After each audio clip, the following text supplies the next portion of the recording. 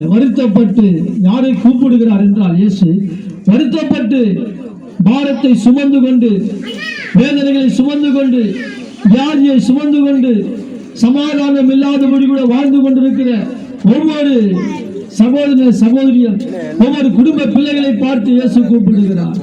வருத்தப்பட்டு பாரம் சுமந்து கொண்டு வேதனையோடு கண்ணீரோடு யாருக்கிட்ட போய் நாம் சொல்ல முடியும்? பாரத்தை யார் தீர்ப்பா?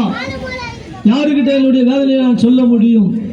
யார் என்னுடைய கஷ்டங்களை ஏற்றுக்கொள்ள முடியும்?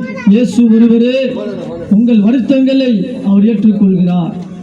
இயேசு ஒருவரே உங்களுக்கு சமாதானத்தை கொடுக்க முடியும். பிரியமானவர்களே, இயேசு ஒருவரே உங்கள் பாரங்களை சுமக்க முடியும்.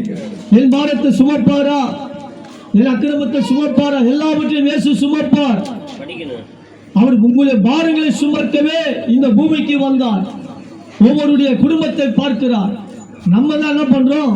நம்ம பாரத்தை நம்மளே சுமந்து கொண்டு நம்மளே சமாளிச்சு கொள்ளலாம், நம்மளே நம்ம பாரங்களை மாற்றிக்கொள்ளலாம் அப்படி நம்ம தான் விரும்புகிறோம்.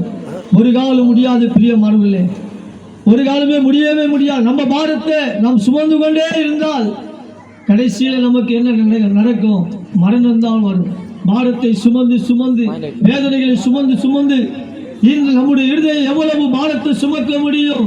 எவ்வளவு கஷ்டங்களை தாங்க முடியும்? அதுதான் சொல்லுகிறார்.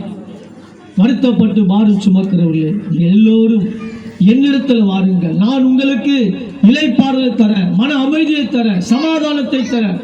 உங்கள் வியாதிக்கான சுகத்தை அவரால் கொடுக்க முடியும். உங்கள் வேதனைகளை மாற்ற முடியும்.